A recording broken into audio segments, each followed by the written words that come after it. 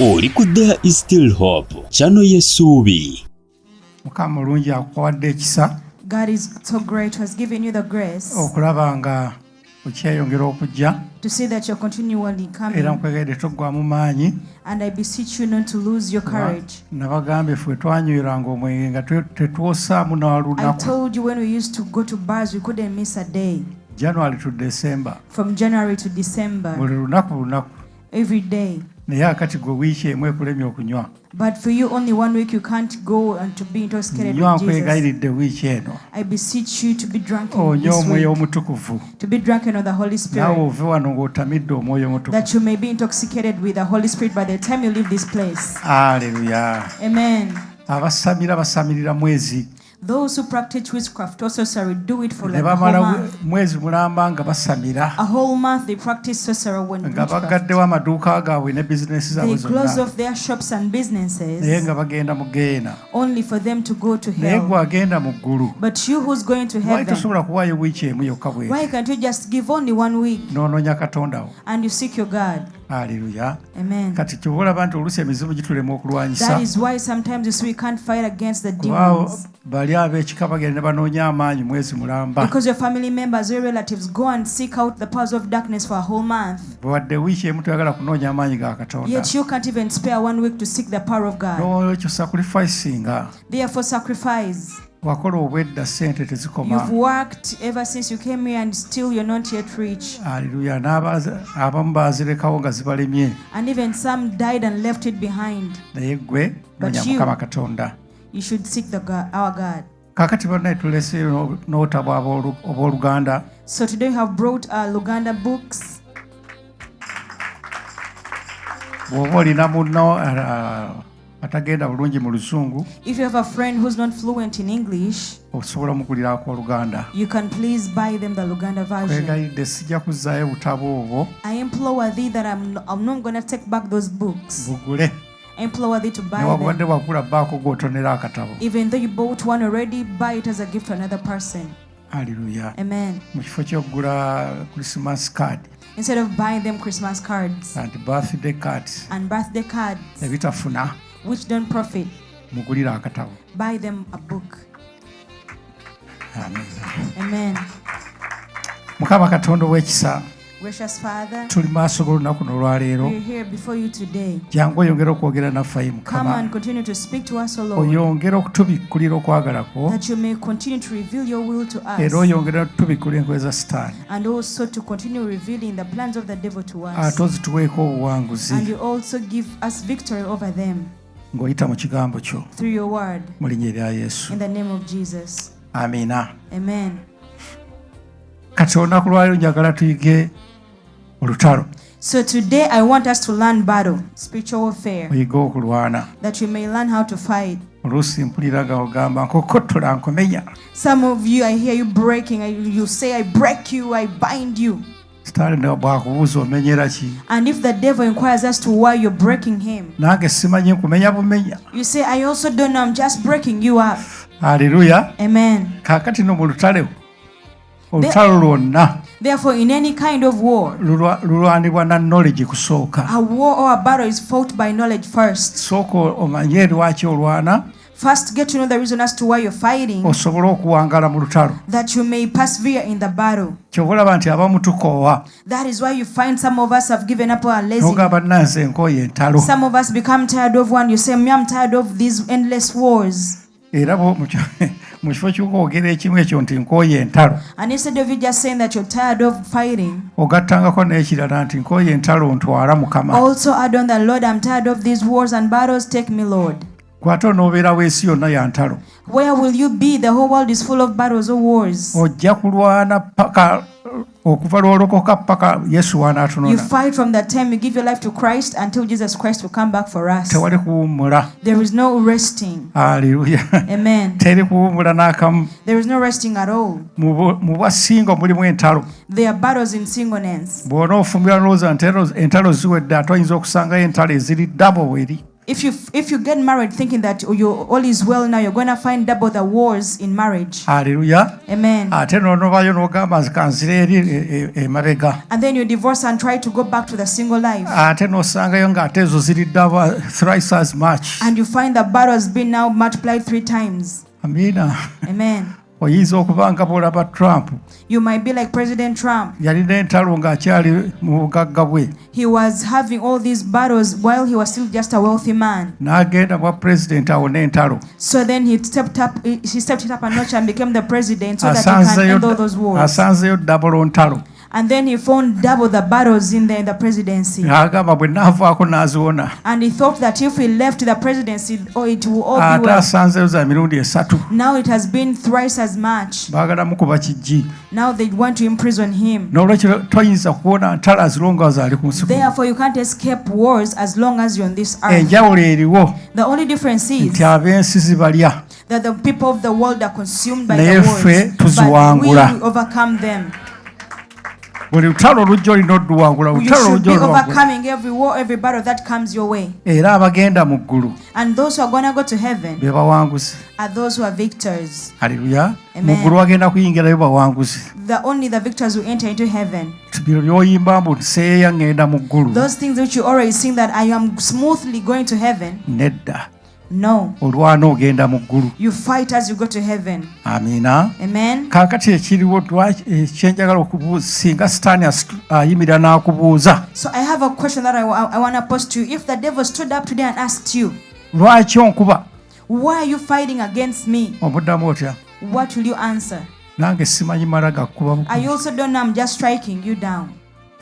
Naye ate ye sitaani amanyi lwaki akkuba. But yet the devil knows why he's striking you. Naye gwe amulwanyisa tomanyi. But you, the one who's fighting against him, you don't know. Amina. Amen. Kaakati nno njagala ntegeere lwaki olwanyisa sitaani. Therefore, I want you to know why you're fighting against the devil. Motive is very, very important mu lutalo. Motive is very important in a battle. Okumanya. Motive is very important. Nagenda e Isirayiri eri. I went to Israel. Oba Palestine. And the Palestinians, obwana nga bukyali mu nassale. while the children are still toddlers, ffe we tusomeseza ABCD. while we are teaching our toddlers the alphabet, bo babusomesezaawo ne basiba kaddole. They are teaching them by using dolls, ne bakateekako mu Isirayiri. which are marked as Israelites. Ne bakawa kibooko. And then they give them a rod. Ne bagamba kuba. And they tell them, go and build up. Yabba ettaka lyaffe. Those guys stole our land. Kye basookerako mu kibiina. That is the first lesson in class. Bagamba omwana n'akula nga alina bitterness ey'amaanyi. So this child grows up with obukawu, which kati is too much. kyobulaba tebatya kwesiba bomu ne That is why basuula they are fearless when they go for suicide bombing missions. kubanga balina ekiru eky'amaanyi. Because they have such rage within them. Nakati naawe njagala nkuteekamu ekiru ekyo. Therefore, I want to also put that rage within you, Ekinaakusobosa okulwanyisa sitaani. which will enable you to fight against the devil. Amina. Amen. Tuleyo mu kitabo kya lubereberye Genesis. Let us go in the book of Genesis, essula esooka chapter 1, olulyo lw'omukaaga. verse 26. Genesis chapter 21, verse 26. And God said, let us make man in our image, after our likeness, and let them have dominion over the fish of the sea, over the fowl of the air, and over the cattle, and over all the earth, and over every creeping thing that creepeth upon the earth. Hallelujah. Amen. Ensi eno gye tuliko eri physical eno We are on this physical world, teyaliiwo kusooka. which wasn't in existence in the beginning. Anything which is physical was not there. Byonna byonna ebyobuliwo bye tulabako tebyaliwo mu Naye matanda. waliwo spiritual world But there was a spiritual realm, ne spiritual beings. and n'ebitonde eby'omwoyo byaliwo, bamalayika, like serafi, angels, the baani. seraphims, the cherubim. Naye nga Katonda yakulira ensi ey'omwoyo eyo. But God was reigning supreme over the spiritual Nga ye world, kabaka waayo. and he was the king of it all. Kaakati n'ateesa nti katukoleyo ebintu ebiri physical. So he decided to make a physical things, N'akola enjuba, omwezi, and he did that. universe He yonna. created the sun, the moon, and the whole universe. Ate mwaba bikozi mwandisize n'okubimanya. You people who are learned should be knowing these things more, Mwabisoma. because you learn these things. Naye mwe abazungu ne babajooga ne babagamba mwava mu nkima. But you know, these Westerners tell you that you came from apes. Haleluya. Amen. Kakati ng'amaze okukola ebintu ebyo byonna n'akola n'ensi. After he had created all those things, he also created the world. N'agiteekako n'ebimera byonna n'emiti n'ebisolo. He created all the plants and animals on it. Kati n'atondayo omuntu eyasembayo. And lastly, he created man. Omuntu ono yamutonda. And so he created man asobole okufuga ensi eno that he could have dominion over this world ku lwa Katonda. On behalf of God. Kubanga ensi eno yali kitundu kya bwakabaka bwa Katonda. Because this world was part of God's kingdom. Amina. Amen. Naye olwokubanga ensi eri physical. But because the world is physical. Kyeyava amuteeka mu physical body. That is why he placed man in a physical body. Asobole okucommunicatinga n'ensi eno. That he may communicate with this physical world. Gy'agenda okufuga. Which is going to reign over. Ate n'amukola nga ali mu kifaananyi kye eky'omwoyo. But he also made him in his image, with a spiritual image. Asobole okucommunicatinga n'ensi ey'omwoyo. That he may communicate with the spiritual world. Mainly with God. Naddala ne Katonda. Katonda yali adde amugamba kola kino nga akifuna mu mwoyo. God would have instructed man that do this through the spirit.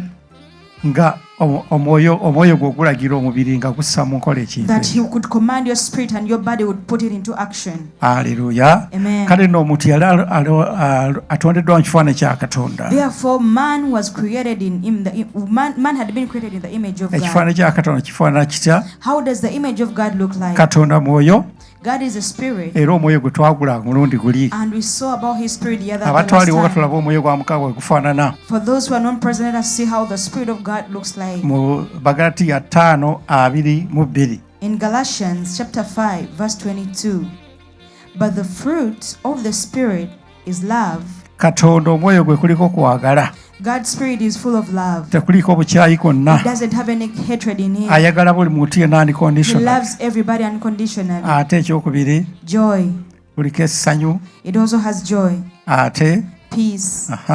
Long suffering. Katonda mugumiikiriza, yes. Our God is patient, gentleness, goodness, yes. faith, meekness, temperance. Kati ogwe mwoyo gwa Mukama Katonda Now, that is gukubire the mu ngalo spirit of God. ez'amaanyi. Please clap for the spirit of God. That's the nature oba attribute ya Katonda bw'ate waafaanana.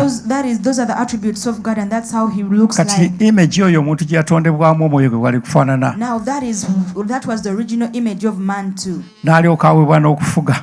And then he was also on top of that. Kaakati Sitaani kye yasooka okukola. So what the devil did in ng'amaze okulimbalimba omuntu. After he had lied to man.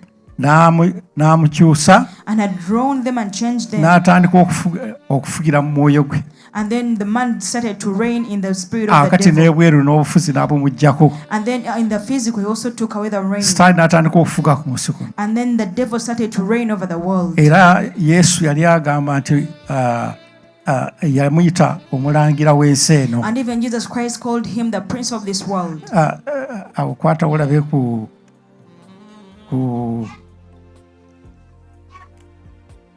John 13. Let us go into the book of John chapter 13.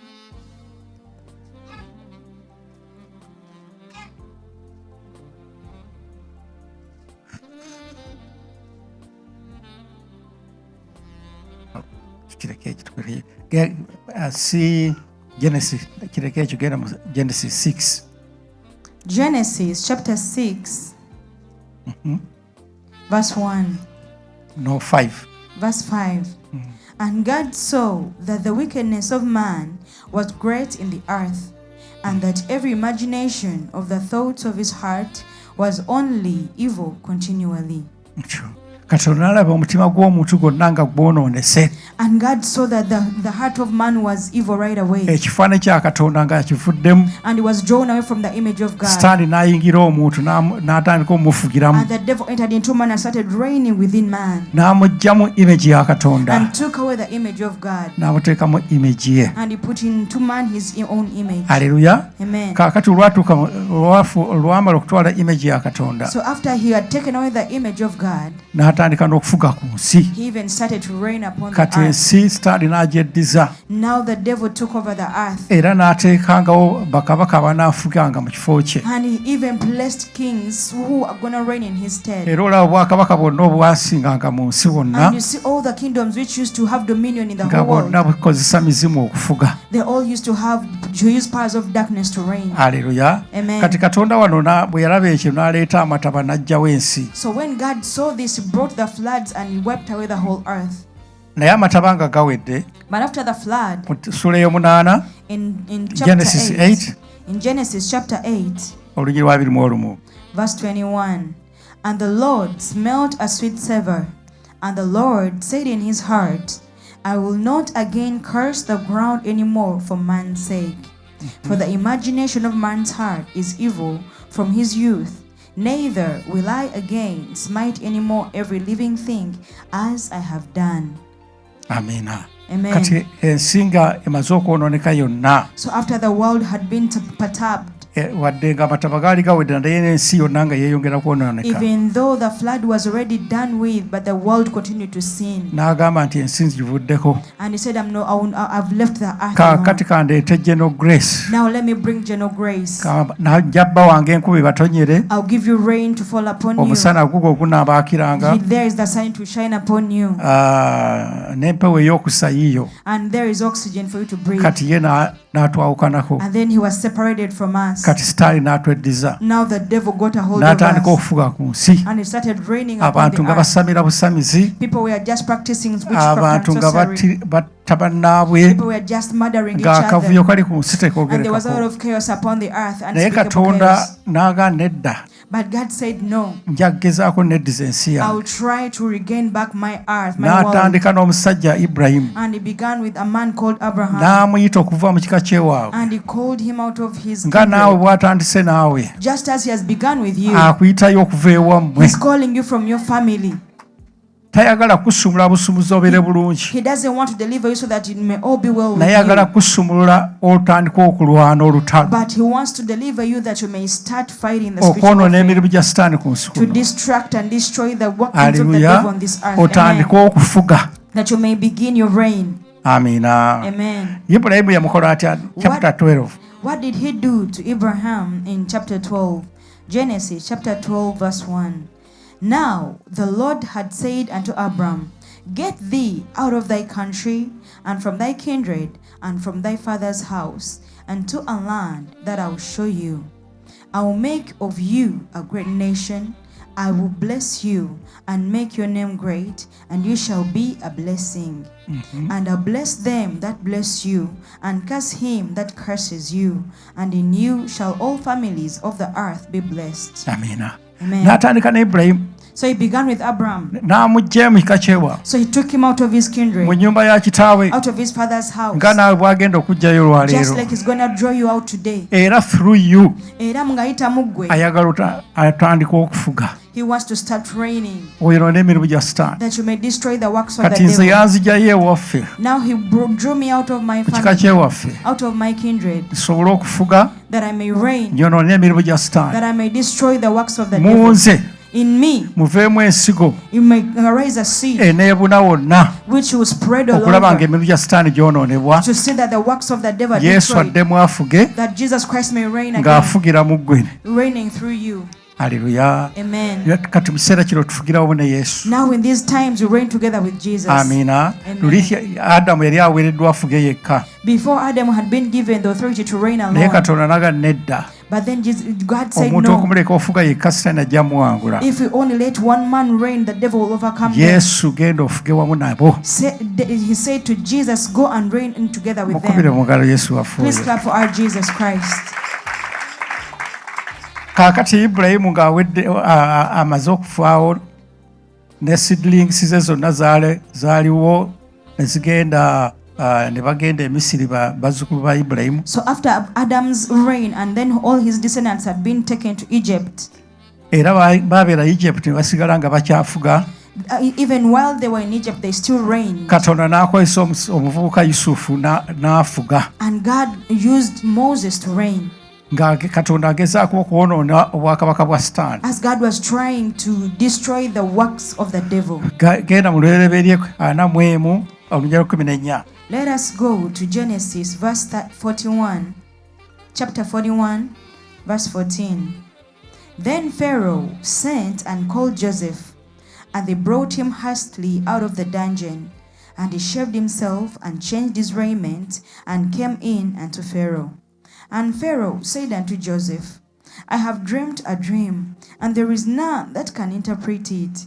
And I have heard say of you that you can understand a dream to interpret it. And Joseph answered Pharaoh, saying, It is not in me. God shall give Pharaoh an answer of peace. Amina. Amen. Katulaba omusajja ono namwewuunya omuvubuka So I ono was amazed at this young man. yagamba sinze ngenda okuvunula ekirooto He said, It will not be me who will interpret this dream, naye Katonda but God. ng'agezaako okuintroducinga Katonda mu ggwanga eryo And he was trying to introduce God into that nation. abeera nze nandegamba man of God I have come here to If it was interpret me, I would have everything. said, Nze omusajja wa Katonda natuuse dda byonna mumbulire. Amina. Amen. Naye yabyeyambula But he undressed himself of all n'agamba that glory Katonda and said it is God, ng'ayagala Katonda addemu afuge mu Misiri. because he wanted God to reign again in Egypt. Mukubire mu ngalo omusajja oyo. Please clap for that young man. Era tetujja kgenda wanvu naye n'omusajja omulala bamuyita Danyeri. And we shall not go further, but another man called Daniel. Naye Katonda yamukozesa kintu kye kimu. And God used him for the same thing N'avunula ebirooto. and interpreted all his Katonda dreams. ng'agezaako okwonoona emirimu gya Sitaani mu bakabaka abo. As God was trying to destroy the works of the devil in all those kings. Naye ndowooza kamusa ekikulu temusoma Bayibuli. The bad thing is don't read your Bible. Sooka tumaleyo ono omulabe. Oluyi lwa 38. Genesis verse 41, 30. chapter 31 verse 32. No, genda ku 38. Genesis chapter 41 verse 38. And Pharaoh said unto his servants, Can we find such a one as this is, a man in whom the Spirit of God is? And Pharaoh said unto Joseph, Forasmuch as God has showed you all this, there is none so discreet and wise as you are. You shall be over my house, Yes. and according unto your word shall all my people be ruled. Only in the throne will I be greater than you. Ndagambye nkuwadde ensi yonna fuga. And then he gave up the Ne whole Katonda nation wo. to Joseph, and he's got to reign over. Mu kiseera ekyo Misiri yali super power. In those days, it was Egypt as the superpower, Nga bw'odolaba America. just as you see America these Naye days. n'agamba nkuwadde fuga. But God said, I will let you reign. I've given you Kyolaba all nga to bwe naakugamba. just as I will tell you. Gwakati weejooma wano. Right now, you Naye Katonda disguise yakuleeta yourself. wano But God brought you here ofuge. to reign. Naye ng'otunuulira ebitiibwa by'abali byonna. But you only just looking at the glory of other people. Ne bali mikono gya Sitaani. But they are all in the hands of the Naye devil. Katonda akuleese wano ofuge. But God has brought you here to reign. Naye Sitaani yakyakufuga. But it is the devil still reigning in you. Akutte empapula zo. He's holding your papers, your Agamba documents. tojja kubeera wano ddayo And wammwe. he's saying you'll not reign, you'll not stay here, go back to your nation. Gamba nga nkaaba. And you just say that, then I cry. Omufuzi takaaba. A ruler doesn't cry. He exercises his authority. Ateeka obuyinza bwe mu nkola. Haleluya. Amen. Toyinza kuba na owa poliisi najja okukwata nga akaaba nga naawe wayo Can a emikono. policeman come to arrest you crying and then you give in your Agamba hands? bugambe sit down. He just tells you tula once. Gw'olina okkankana. He's the one who's supposed to Sitaani shame. alina okutya so si gwe kutya The Sitaani. devil should fear you, not you fearing the devil. Haleluya. Amen. Akati n'amukwasa obwakabaka. And then he gave up the kingship to N'abuga nze Joseph. nsigadde busigaze ku ntebe entebe And he tojja said, "Me, gituulako. I'm only going to be on the throne, you will not sit upon Naye my throne. nkuwadde ensifuga. But I've given you the whole nation to reign over." Olaba Katonda bw'ayagala okukola. You see what God wants to do to you? Haleluya. Amen. Eyo knowledge gye njagala ofune Ago olwaleero. ge magezi which I want you to get Mbadde today. njagala kulaga omusajja omulala bamuyita Danyeri. I wanted to show you another man called Daniel. Naye omusajja ono Yusufu okufuga But for this man Joseph to reign, yali very righteous. he was a righteous man. Haleluya. Yasooka muyisa mu tesiti zonna. First, God took him through all these tests. Enkya bwe tulaba tuyiga ebirooto Tomorrow, when you're learning about dreams, ojja kuloota ng'okola ebibuuzo naye nga bikulemye. you will learn when you're doing exams or tests and you're totally failing them. Ng'oli mu P7 And you're in primary 7. ate Katonda tawalula And you know God doesn't drag people to ebibuuzo bwe promotion. bikulema. If you fail the tests, Tojja kuloota ng'oli mu P6. you will not dream when you're in P6. Ojja kuloota ng'oli mu nassale nga You bakutwala dream butwazi mu when you are mmotoka. in nursery school being taken to school in your father's car.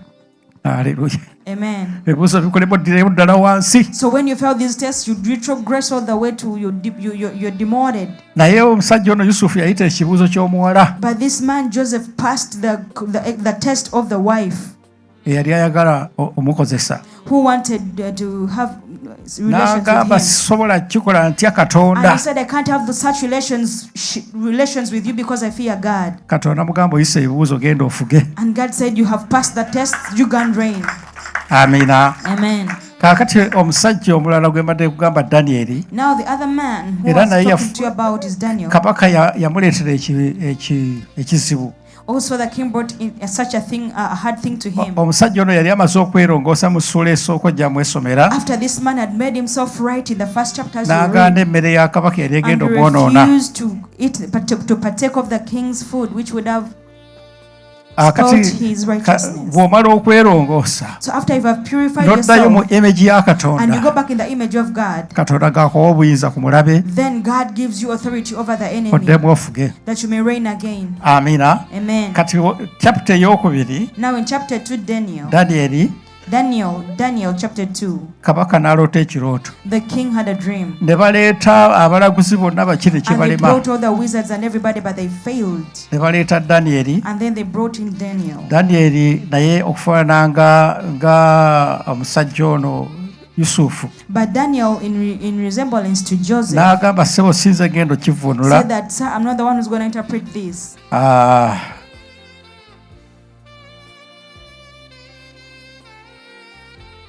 Laba olugero kwera omusanvu.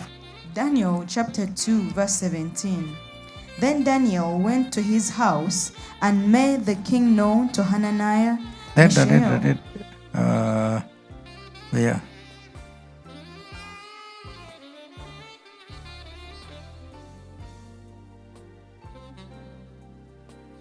Verse 26. Verse 20. Daniel chapter 2 verse 26. The king answered and said to Daniel, whose name was Belshazzar, are you able to make known to me the dream which I have seen and the interpretation thereof? Daniel answered in the presence of the king and said, the secret which the king has demanded cannot the wise men, the astrologers, the magicians, the soothsayers show unto the king. But there is a God in heaven that reveals secrets and makes known to the king Nebuchadnezzar what shall be in the later days. Amen. Your dream and your visions of your head upon your bed are these. Hallelujah. Mukubere mugalo Daniel oyo. Please clap for this man Daniel. Kwegamba kino kye kigenda okwanguya okusumulwako. So this will quicken your deliverance. Buli kaseera laba nti Katonda omwintroducinga mu kufuga. In everything, just make sure that you introduce God in the reign. Leka kwagala kulabibwa ggwe. Don't uplift yourself that you may be glorified. Katonda yagala okulabisibwa. God wants to be the one to be glorified and uplifted. Amiina. Amen. Ng'ozzeeyo e Uganda family yo girage Katonda togirega ggwe. When you go back to Uganda, show your family God, not you. Amiina. Amen. Ebalage nti Katonda w'amaanyi, Katonda akola bino na bino. Show them that it is God who is powerful and he does this and that. Naye gw'osirika busirisi. But you just keep quiet. Haleluya. Amen. Kakati Daniel kabaka nga Daniel amaze okuvunula ekirooto. Now after Daniel had interpreted the dream, Omusajja ono yagamba otya kabaka? what did this man tell the king? No, kabaka yayogera atya? What did the king say? Verse 46. In Daniel chapter 2 verse 46. Then the king Nebuchadnezzar fell upon his face and worshipped Daniel and commanded that they should offer an oblation and sweet odors unto him. The king answered unto Daniel and said, of a truth it is that your God is a God of gods and a Lord of kings and a revealer of secrets, seeing you could reveal these secrets. Amina. Amen. Olabye? You see? N'agamba nti Katonda we Katonda w'abakatonda bonna. So he said that your God is indeed the God of all the gods. Olaba Katonda bw'akomyawo obufuzi bwe. You see how God is now restoring his reign. Kino Katonda ky'ayagala okulaba ng'ensi eno efugibwa ye yennyini. This is what God wants to see, that this world is ruled over by God. Through you. ng'ayita mu ggwe. ebintu byonna byakozesa byakolera For everything that he uses you or does for you, aba ayagala kulaga bufuzi bwe he wants to show his reign or his naye power. ebiseera ebisinga ffe tuba twagala ffe tulabibwe But most times we want for us to get all the glory awo that you ogenda are kuviiramu seeing. awo There you're going to go away empty-handed. amina Amen. era n'abeera promoted awo ojja And kumwesomera then Daniel was promoted, as you read for yourself. gala yafuga wonna And then he was the one reigning over everything. mukubire mu ngalo katonda Please clap for our God. aleluya Amen. somawo anyway somawo 48 Let us read in Daniel chapter 2 verse 48. Then the king made Daniel a great man and gave him many great gifts and made him ruler over the whole province of Babylon and the chief of the governors over all the wise men of Babylon. gamba amafuta ngatwala Say that olwaleero I take that anointing today.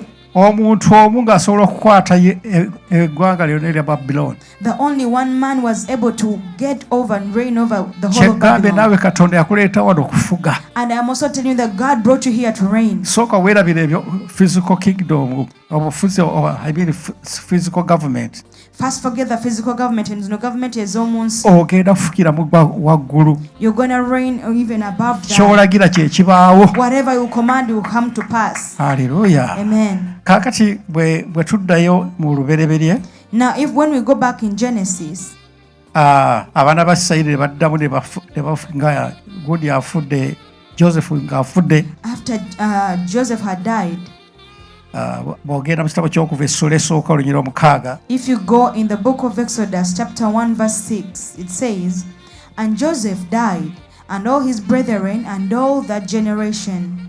And the children of Israel were fruitful, and increased abundantly, and multiplied, and waxed exceeding mighty, and the land was filled with them. Now there arose up a new king over Egypt, which knew not Joseph. And he said unto his people, Behold, the people of the children of Israel are more and mightier than we. Come on, let us deal wisely with them, lest they multiply, and it come to pass, that when there falleth out of any war, they join also unto our enemies, and fight against us, and so get them up out of the land. Therefore they did set over them taskmasters to afflict them with their burdens. Hallelujah. Amen. akati baddamu ne babafuga Therefore they reigned over the children of Israel again. yusufu yali ayamba okufuga ng'afudde After Joseph was reigning them, who was helping them reign had sitaani died. n'addamu n'afuga Now the devil came back and took back the reign. yes katonda takoowa n'asitula musa So God didn't get tired. He rose up alaga Moses amaanyi ga katonda to show the power of God. era n'agalaga And he showed it. n'abaggyayo abaana ba And he Isirayiri got out the children of Israel. abaana ba Isirayiri bwe baavaayo When the children of Israel left, tebaamanya nti abaggyeyo kulwana lutalo ku they bunansi didn't know that they were delivered to go and fight spiritual bo baali warfare. bamanyi nti abaggyeyo bujja They thought that he was just restored them out. bagenda funafunye birungi They kyokka were only going to get the great and good things only. no katonda akuggyayo olwane God delivers you out that you can naye fight. bw'obanga wakavaayo So- wakava e Misiri But immediately, as soon as you come out of Egypt, tosookera mu ntalo you don't first go into battle right away. oyimirira buyimirizi No, there you just stand still n'oteekayo omutwe and you place your head. musumba saba Pastor, pray. naloose enkoko I dreamt about a chicken ng'etambulira ku bigere and it was trotting all over my feet. saba Pray. naloose embuzi I dreamt about a goat. nga teriiko mukira esala oluguudo It was tailless and it was crossing the road. aleluya Amen. kati nolowooza nti ebintu binaaba byakusaba busabi And then you think that things are going to be for you being Nedda. prayed over. No. genda mu kitabo ky'okuva essula 14 Let us go in the book of Exodus, chapter abaana ba 14. Isirayiri nga basisinkanye abalabe When the children of Israel encountered enemies nga abaabagoberera who were pursuing them, kyekyabaawo what happened? olujja 13 yesu katonda yabagamba atya In Exodus chapter 14, verse 13, what did God tell them?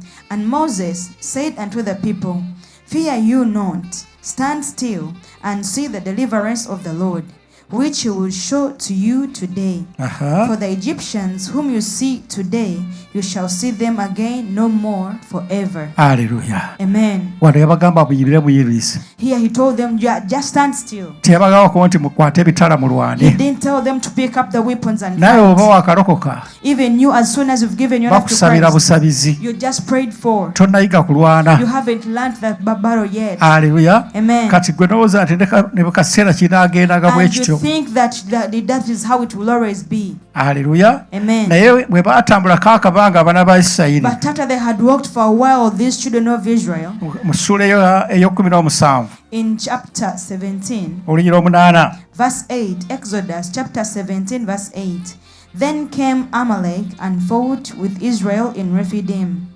And Moses said unto Joshua, choose us out men and go out, fight with Amalek.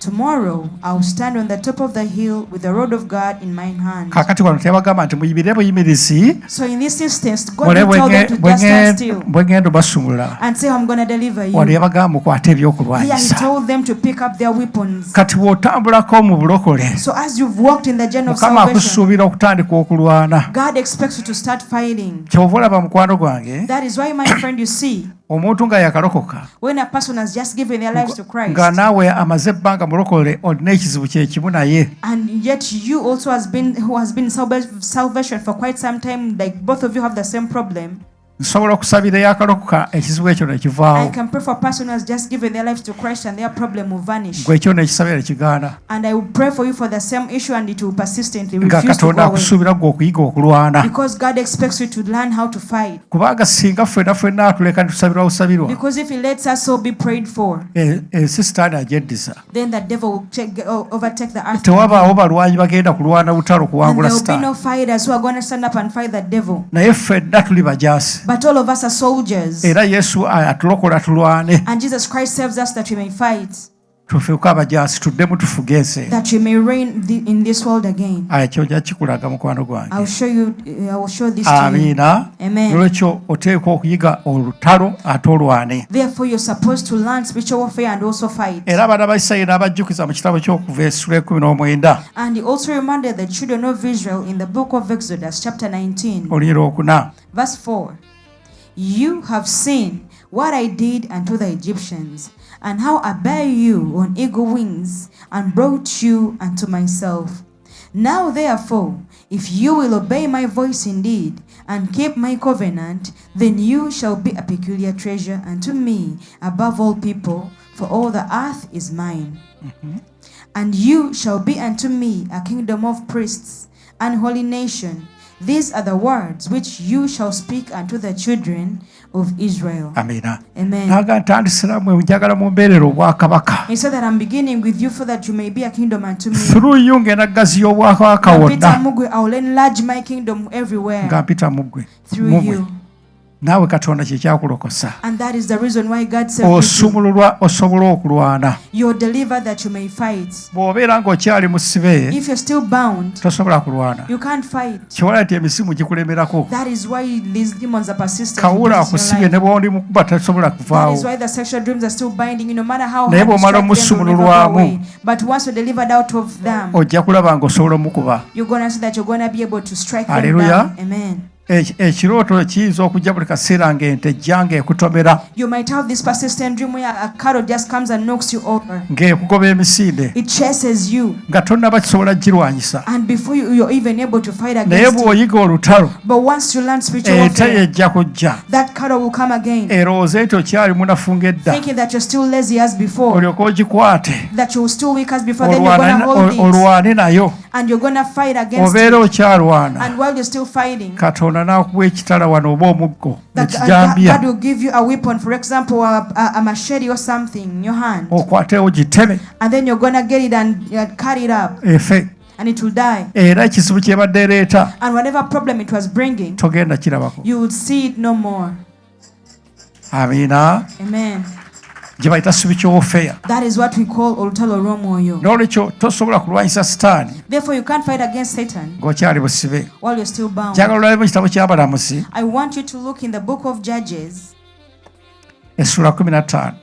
Judges chapter 15 olujja 14 verse 14. Judges era chapter y'emu 15 ku nsonga verse 14. lwaki katonda akusumula And it ogenda is olwane one of the reasons why God delivers you that you may go and fight.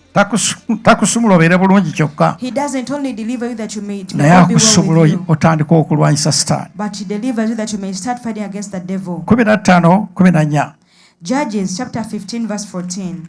And when he came unto Lehi, the Philistines shouted against him, and the Spirit of the Lord came mightily upon him, and the cords that were upon his arms became as flax that was burnt with fire, and his bands loosed from off his hands. olabi omwoyo mukama yamukkako nga wajja okukkako The Spirit olwaleero of the Lord descended upon him like he's going to descend upon you today. ebyali bimusibye ne bikutuka And whatever was binding him was broken. gamba ng'ebyange bigenda okutuka Say, just olwaleero as my whatever has been binding me are going to break today. kati bwe byakutuka n'abeera awo n'ayimirira So after the cords broke, did he just stand still? yogera wansi Going down to verse 15. And he found a new jawbone of a donkey, and he put forth his hand and took it and slew 1,000 men therewith. amira Amen. n'akuba omuntu omu asumuluddwa akuba emizimu 1,000 One person who has been delivered can strike down like 1,000 demons. omusibo n'akazimu akamu tokakuba For a person who's bound, you can't even strike down one demon. naye olwali luvannyuma lw'okusumululwa But after deliverance, katonda agenda tuwa ebyokulwanyisa God is going to give us weapons. tuteme And we are going to cut. teri muzimu genda kusigalawo. No demon is going to stay. Haleluya. Amen. Nesibajja mumanyi okuwa obujulizi mulina ensonyi nnyingi ati. Some of you give naye ani testimonies. akifunako mu kirooto ekintu ekyo olwanyisa ente n'ogitema oba omusota. Who has ever had that dream that you fought against a cattle or serpent and you overcame? Jangu omwo babulireko. Come and tell them. Abawala b'emutunde bakalu. The girls in Mutundu are not shy at all. Naye ab'emu America balina ensonyi mpitirivu. But American and Bostonians are full of so shy. Amen. Praise God, brethren. I had issues as going through immediately after my first degree, especially related to relationships. You can talk English loud. Yeah, so when I went to Mugerwa, Mugerwa Christian Fellowship in Kampala, for the first time I went to Otya. So they teach about these things. It was the first time that I got to learn about those sexual dreams, what they call spirit spouse, Owangula. I think from senior 1 was my first encounter. Our campus, it became perpetual, like almost every day. When you discuss it with them, whatever they tell you, it means that that one is next in line. And like it comes in different images. So you dream about this, then the other one probably it's just a crush. So if you discuss it, you're like, but I wake up when I'm feeling really very tired. They tell you, no, don't worry, that's okay, that's good. So Katinendu came to the talked about this thing. I'm failing to settle down with anyone. I start fighting the battle. Wali rumu muchiroto echiwana nechiyingira. Of course chichiba chiroto. So nenchitegera this time around in my spirit. I was like, I don't want. So as usual, I tried to advance. Nenchikwata mu bulago. Nenchifulumya. Then nenchiduka, like I tried to run after her. She escaped. Following day, she comes very like the consecutively the very immediate following night. Naina akateka kwa mutwe gwenti nechidam. As at that time I was praying really into that specific area. Kuruno, we got out as if in the spirit I knew I don't want. So I tried to convince her. We stepped out. Netuberanga kukakubo. We are not inside the room. Now I start beating her up. I beat her up. She turned into a lion and tried to scratch me. Naye muchiroto nemfunanga not a machete. This thing they use for slashing. Yeah, like a sickle, but this long one, not the slasher. Yes. So I started chopping the lion. And it turned into pieces like meat by meat by meat by meat. And yeah, finally, I got married.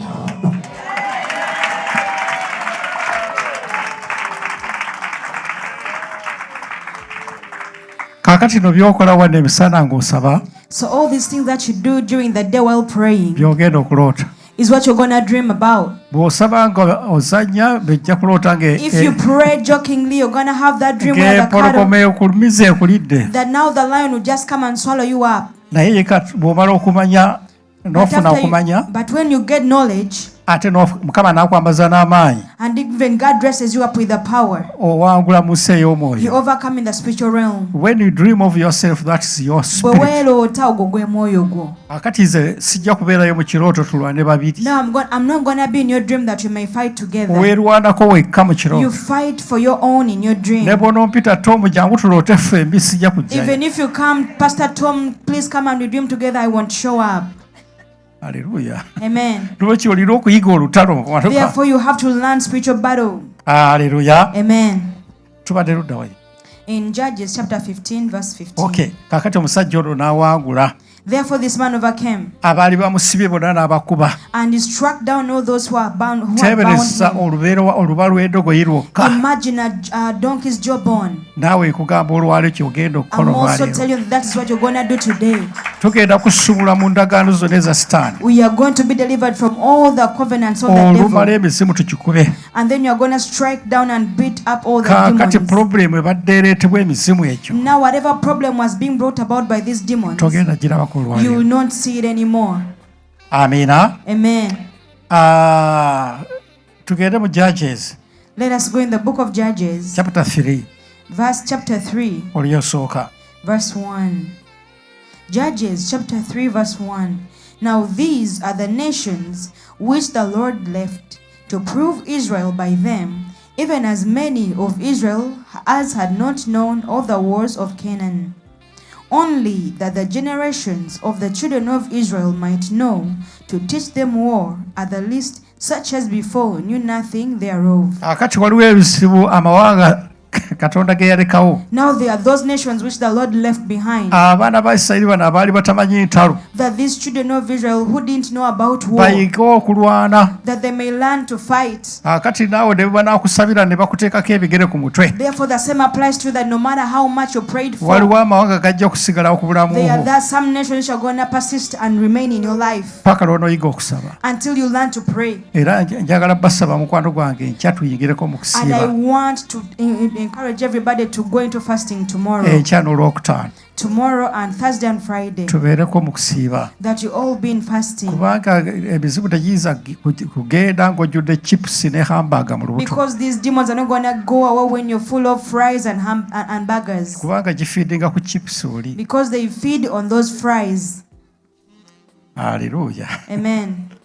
Nolwekyo ebizibu ebibadde biremeddewo. Therefore, those persistent problems, Mukama ayagala oyiga okulwana bisibukulwe. God wants to uproot them, but you have to learn how to Era nze fight first. okubuulira mu semina eno nga tennaggwako nga tujja kulabako na kimu. And I want to inform you that at the end of this conference, you're not going to see them anymore.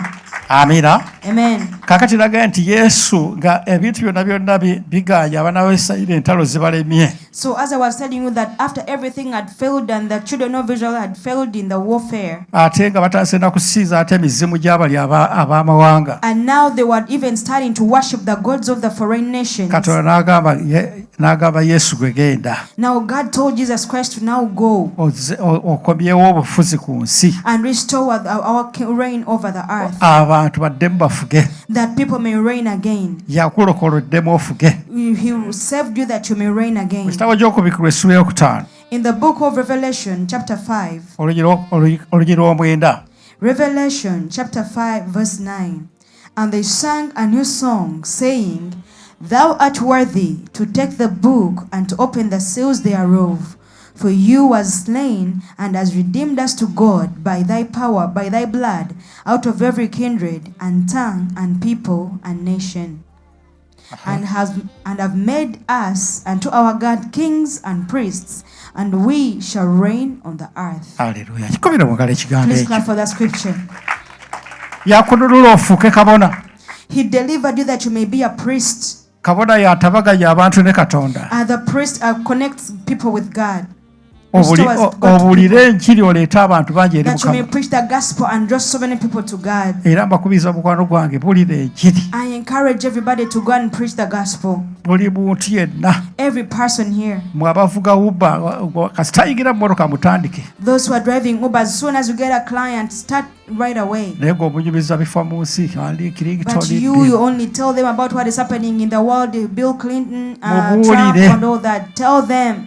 Haleluya. Amen. Olina saaluuni You have a salon. eno musibe enviiri nga bw'omubulira enjiri. While you're plaiting their hair, preach to them. Bw'ozimala ng'enjiri tennaggwayo zitaggule ndaba If you talabayo. finish the head before you finish the gospel, undo it that you will do it again while preaching, Siddemu because they don't zitaggule see it. paka lw'omalayo enjiri yo. Undo the hair until you're done preaching to them. Haleluya. Amen. N'olwekyo oli kabona Therefore you are priest, ate ofuge ku nsi. and you should reign on the earth. Kaakati gwadda mu kifo kya Adamu. Therefore you replaced Adam, Ojja bifugayo lwa mpaka and you reign by force, ate ojja kulwana lwa mpaka. and you fight by force, Ate tewali kukoowa and there is no Lwaki tokoowa? tiring. Why are you not going to get kubanga tired? you are more than a conqueror. Kubanga oli muwanguzi n'okukirawo. Gwe olina okuwangula. You should be overcoming. Simanyi ekigambo ekyo kimanyi to be more than a conqueror. I don't know whether you know what it means to be omuwanguzi n'okukirawo. Haleluya. Amen. Singa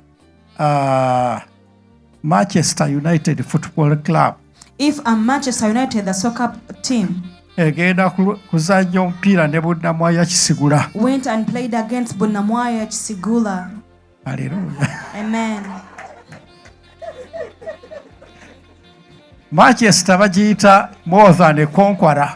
Manchester United, the soccer team, is called more than a conqueror. Nga tebanabana kuyingira kisaawe. So before they even go into the field, Ejjira mu nnyonyi ng'emanyi nawangudde dda. they come in their plane knowing that they are more than victorious. Kubanga bali tebazanyanga na kupiira gwebweru n'akamu international. Because Chisigula has never even played Naffe internationally. tuyingira mu lutalo Even we go into nga spiritual tumanyi battle, twawangudde dda. knowing that you're more than Kubanga conquerors. ali mu ffe yawangula Because dda. Nas has already conquered. Amiina. Amen. Lwekyo ottiira bwereere olutalo. Therefore, you're fearing the battle for no reason. In fact, you have to enjoy war. Neshera olina okunyumirwa olutalo. Tokoowa. Don't get tired. Ffenna bagaye bwe twanyweranga omwenge ogwaffe gwalinga gwa bikonde. I told you that when we used to go to bars and drink up, ours was full of kickboxing. Nga tukuba ebbaala yonna. We could kickbox the whole bar. We are more than conquerors. Nga tuli bawanguzi n'okukirawo. Nga teri atuwangula. Nobody could overcome Lwekyo us. entalo nga zitunyumira. And we used to enjoy these fights. Bwe twalwananga wano ne badduka nga katetunyuma nga tugenda mu ndala. If we fought over here and people ran out, we would go to another bar. Nga tubatabangula nga tukuba. And we could cause chaos and beat them Lwaki up. olutalo nga lunyuma nga gw'owangula. Because a war is enjoyable when you're the one overcoming. Ne lwaki okoowa entalo. But why have you become tired of fighting Kubanga wars? buli kaseera bakuwangula. Because you're losing all the time. Naye olwaleero kugenda kubeera muwazana kwankala. But today ogenda kubeera muwanguzi n'okukirawo naawe. Amiina. Amen. Yongera Luka essula 10. Let us go to the book of Luke chapter 10 Olunyiro 18. verse 18. Luke chapter 10 verse 18. And he said unto them, I beheld Satan as lightning fall from heaven. Behold, I give unto you power to tread on serpents and scorpions, and over all the power of the enemy, and nothing shall by any means hurt you. Kubira mukale ekigambo ekyo Let's wala. clap for that scripture. N'akugamba akuwadde amaanyi So he said that he has given you power andi obuyinza and authority ku maanyi gonna ag'omulabe. over all the power of the enemy. Haleluya. Amen. Sitaani alina amaanyi mangi nnyo As Satan is more powerful okusinga omuntu. than man. Haleluya. Amen. Naye ate asinga amaanyi sitaani But he who's greater and more powerful than the devil ye Katonda. is God. Kyenjagala kubuulire kifaana bweti mu myoyo gyonna. This is when I want to inform you that among all the spirits, Kubanga ggwe oli mwoyo, because you are spiritual being, ne sitaani mwoyo, Satan too, ne Katonda mwoyo. and God too. Kakati myoyo gino esatu, So among these three spirits, emyoyo gyaffe gye gisinga obunafu. our spirits are the weakest. Sitaani yaddako amaanyi, And then the devil goes up on top of us. Katonda is the greatest. And then God is the greatest my. one. Amen. Kaakati ono asinga amaanyi wonna Now he was greater than all of us in power. okuggyako ng'akwegasseeko Unless he comes and joins you, tosobola kuwangula sitaani you can't overcome the kubanga devil. sitaani akusingira wala amaanyi Because n'amagezi. the devil is more powerful and more cunning than you are. Haleluya. Amen. Kati okuggyako nga we akwegasseeko ono Unless God comes and joins into you, lw'osobola okuba sitaani. that is the only way you can be victorious over Amina. Satan. Kaakati Amen. nno n'agamba nti mbawadde obuyinza So he said that I've given you power, ku maanyi authority gonna ag'omulabe sitaani. over all the power of the enemy. Njawulo ki wakati w'obuyinza n'amaanyi? What is the difference between power and authority? Gamba nakyo sikimanyi. Say, I also don't know. Owa poliisi nnyinza okuba nga twekana naye amaanyi I might have the same power as a policeman, naye yansinga ki? but what is he? Asinga obuyinza. Has more authority than I. Kati sitaani alina amaanyi okusinga ffe. So the devil has more power than I. Kati Katonda naawe asooka n'akwambaza supernatural power amaanyi But first, agasusse ku g'obuntu. God dresses you up with supernatural power which is greater than that of man. Ate kati n'akwongerako authority. And then on top of that he adds authority. N'asobola okuba nga olagira sitaani vaawo wano n'agenda. And that way you can cast out the devil and command them to get out of that place and he will do it. Owa poliisi tuyinza okuba nga twekana naye amaanyi I might have the same or equal power with the naye policeman, ate gavumenti emuwa amaanyi agasusse ku gange. but the government gives him more authority which is greater than mine. Not authority, power. But the government gives him more power than mine. N'emuwa emmundu The government gives him a gun. ate n'emwongera n'obuyinza. And then on top of the gun they give him authority. Kati Katonda kyagenda okukola eri obulamu That is bw'olwaleero. what God is going to do to your life today. Toddangayo kutya mizimu. Don't ever fear demons again. Babeka abasuzaako ettaala ekiro. How many of us sleep with our lights on? Aho olabye lwaki maama You see osuzaako them? ettaala? Why do you sleep with your lights on? Atya mu nnyumba. She fears the house. Bw'aggyako ettaala ng'alaba obukadde mu kkate ne bujja eno. If she switches off the light, she just sees these old people coming to her. Haleluya. Amen. Kaakati obukadde obwo obutiri. Now, if you fear those images, Kaakati no kankulage kye bayita military rules. now let me show you Chibaita amateeka Ag'entalo. ag'olutalo. Haleluya. Amen. Etteeka erisooka The first rule tugenda mu kitabo ky'amateeka essula 2 is in the book of Deuteronomy, chapter 20, olunyo lusooka. verse 1. Deuteronomy 21. When you go out to battle against the enemies and see horses and chariots and a people more than you, be not afraid of them. Do not be afraid. Otya. Don't be Why? afraid. Lwaki? For the Lord your God is with you, which brought you up out of the land of Egypt. Kwera mwagala ekigambo ekyo. Clap for that scripture. Etteeka erisooka totya. The very first law is that you shouldn't fear. Teweeraliikirira. Don't worry. Tokankana. Don't shake. Lwaki? Why? Kubanga toli wekka. Because you're not alone. Olina ow'amaanyi mu ggwe. You have he who is powerful in you. Okutya kwe kutegeeza sitaani nti I am alone, ndi nzekka sirina muntu. Fearing is informing the devil that I'm alone, I don't have any help. Nga wasuze mu nnyumba wekka If you've slept in a house alone, otyamu. you fear. Era bw'otandika okutyamu And once you start fearing, ng'otandika okuwulira abaggulawo enzigi then you start hearing people opening your doors. ng'olaba omuntu atambula mu lukuubo. You have illusions of people walking in your Atatya mu hallways. nnyumba He who is not afraid of the house nga yasuzeemu ne banne and who has slept in the house with yeebaka otulo roommates will n'abulizaako. sleep soundly. N'olukyo bw'otandika okutya So once you begin fearing, is the negative faith. okwo kubeera okukkiriza Kwe kukkiriza nti sitaani ajja kunnumba is accepting or having belief that the devil is going to come and attack era me, n'okikkiriza and you believe it era ne kijja. and it still comes. Siwagitegeera bulungi. I hope you understand me. Fedda bwe twabeeranga eyo mu kyalo While we're still in our villages, teri masanyalaze teri ttaala. a long time ago we didn't have electricity, so there were Olusuku no lwonna lights. lwonna lwonna nga lwetoolodde nga nzikiza. The shamba or the garden was full of darkness. Kaakati banno bamaze dda okunaaba osigaddeyo So wekka. after your siblings were already showered and you were the only one remaining, Ssaawa 5 za kiro 11 p.m. in the night, n'otandika ne weeyambula engoye you undress, ng'ate otyayo ne weesinga sabbuuni yet you're afraid, and then you put soap, ogenda okulaba ekitooke nga kiyeyoolagala ng'olabira and ddala then you see omusezi a banana plant shaking in the wind, and then you see a cannibal. olabira ddala omusezi akugoba. You see a cannibal who's chasing after you. Hallelujah. Amen. Noloko dduka bwereere n'engoye tozijjukira. And then you just run naked without even remembering your clothes. N'oyigira mu nnyumba n'obagamba waliyo omusezi And you ebweru. just enter into the house announcing how there is a cannibal outside. Omuntu atya A person who's afraid. ekitooke kifuuka musezi. For a banana plant becomes a cannibal. Omuntu atatya bweru A person who's not afraid of that ekitooke kisigala kitooke. a banana plant will still remain a banana plant. Amina. Kati okutya kwe kutonda ebintu okuva ewa sitaani ne bijja gy'oli. So fearing is creating things from the devil and they come to you. Bayibuli kyeva agamba nti omubi kyatya kye kigenda That okumujjira. is why the Bible says that he, whatever the evil one fears, will come upon Naye them. abakkiriza bagenda kufuna ebirungi ewa But who they Katonda. that are faithful will receive good things from the God. N'okyo from nga God. tonagenda mu lutalo. Therefore, before you go into spiritual Sooka warfare, okuba omuzimu gw'ekutya n'okweraliikirira. first beat down the spirit of worry and sorrow Ofune spirit of boldness and get the spirit of and boldness. faith.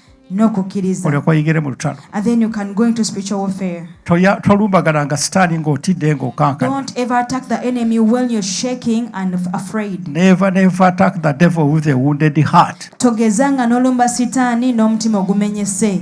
Lumba sitaani ng'olina omutima gwa Katonda. Attack the devil with the heart of God. Hallelujah. Amen. Okay, that is the number one. Etteeka erisooka. That is the first law. Etteeka eryokubiri liri mu ssuula eya 23. The second law is in Deuteronomy chapter 23, Oluyiriri olw'omwenda. verse 9. When the host goes forth against your enemies, then keep you from every wicked thing. Ng'otandika olutalo. When you're beginning the battle, Sooka omale okulaba mu mutima gwo nga temulimu kamogo konna. first see that there is no impurity in your heart. Sooka olwana olutalo olw'okuddayo mu kifaananyi kya First Katonda. fight the battle of going back in the image of God. Main ne tulwana entalo bbiri. We mostly fight the two wars. The first war is the war of righteousness. Olutalo olusooka lwe lutalo olw'obutuukirivu. Okulaba ng'otuukira mu kifaananyi kya To see Katonda. that you're perfected in the image of God. Katonda asobole okujja That n'akwegattako. God can come and cleave unto you. Haleluya. Amen. Kaakati lwaki olwana olutalo olwo olw'okutuukira mu Katonda? Why do you fight this war of righteousness, of perfection in God? Genda ku lunya 14. Let us go on verse 14. Deuteronomy chapter 23 verse 14.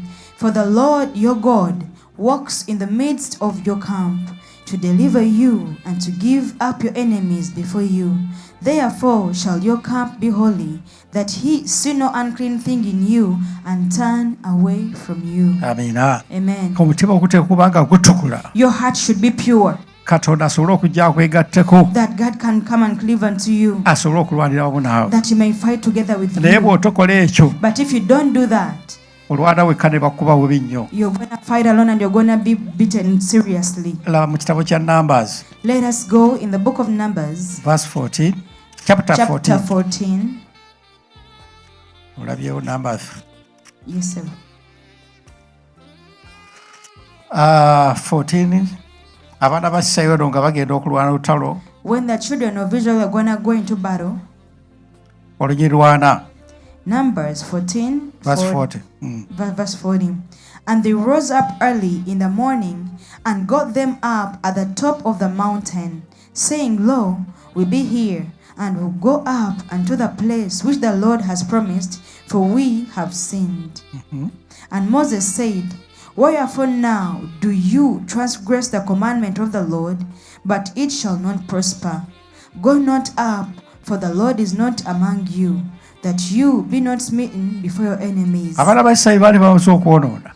After the children of Israel had sinned, Katonda n'abanenya nnyo n'agamba nti abazikiriza. God rebuked them and promised to destroy them. Kaakati bagenda n'obusuulu n'agamba nti kale katugende tulwane eno, kale So they went katugende. in that bitterness against God, saying that let us go and fight. Haleluya. Amen. Ekifo ky'okusooka okusatolinga ne bakyukira Mukama. Instead of them settling down and turning to Musa God, n'abagamba abaana nti mugenda. Moses beseeched them not to Bajja go. bakuba bubi nnyo. You're going to be smitten so badly. Yongera wansi. Verse 42, verse 43. For the Amalekites and the Canaanites are there before you, and you shall fall by the sword, because you are turned away from the Lord. Therefore the Lord will not be with you. But they presumed to go up unto the hilltop. Nevertheless, the ark of the covenant of the Lord and Moses departed not out of the camp. Then the Amalekites came down, and the Canaanites which dwelt in that hill, and smote them, and discomforted them even unto Homer.